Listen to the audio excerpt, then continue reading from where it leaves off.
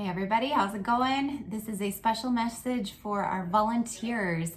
I just want to say, hey everybody, my name is Sarah. I'm the Executive Director of Office Moms and Dads, and I am so thankful for each and every one of you.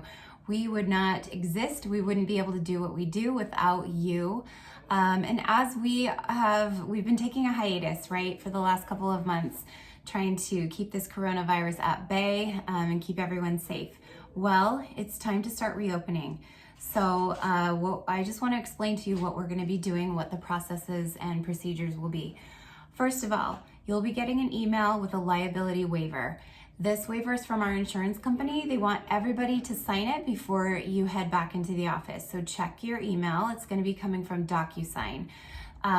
Once you sign that, then we just need to wait for the green light for your particular office to reopen, because as you know, Idaho is open, Washington is slowly opening by county.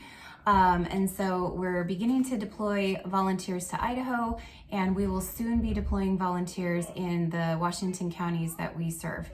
So again, this is a slow rollout. This is more of a dial-up situation than the switch situation. I do love that analogy. So I wanted to go over some basic safety practices with you. Beyond the liability waiver, first things first, do not take a shift if you are experiencing any kind of sickness whatsoever. That could be intestinal, it could be respiratory, which is the obvious one. It could be something like itchy, watery nose. You might think you have allergies. Something that's a little bit out of the ordinary for you. If you have any kind of symptoms at all, please stay home. Don't take a shift. The harmonica in the background is one of my 5 kids, so of course they would do that while I'm recording. Besides the please stay home if you're experiencing any kind of sickness warning. The other thing is, while you're in the office, we want you to be wearing a mask. You can bring your own mask from home. Most of us have those. But if you don't have one or you've lost yours, there's going to be some at the office that you can use. These will be disposable ones, so you can use it the whole time and just throw it away when you're done. The office will also be providing gloves. So please, please, please make sure you're wearing that protective barrier when you're changing diapers, wiping a runny nose, anything like that. So gloves, masks, and then the last thing that we'll be doing procedure-wise is spraying down the rooms in between volunteers. So we want to keep you volunteers safe, and that means just inhaling Lysol, right? No, don't do that. But we're going to be spraying Lysol or everywhere spray or whatever the office happens to have on hand on every surface in that room. Pay particular attention to any kind of gaming consoles, light switches, doorknobs, of course, anything kids put in their mouths, all of that. Please spray it down in between volunteers.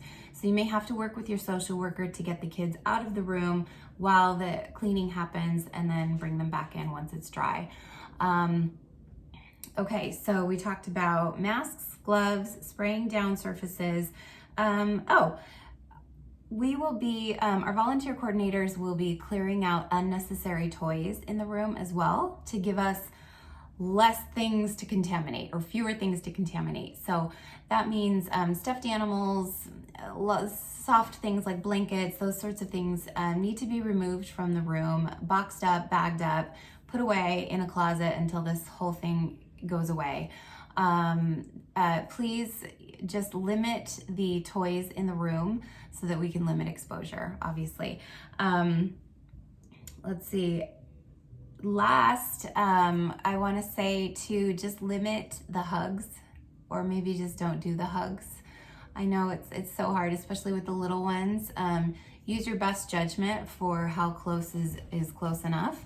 But just really do your best to be smart about being face-to-face or, within real close contact with the kiddos.